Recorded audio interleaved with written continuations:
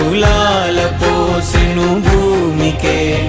బాధ్యతగా కొనసాగినాదో నైవేద్యమేగా స్వామికే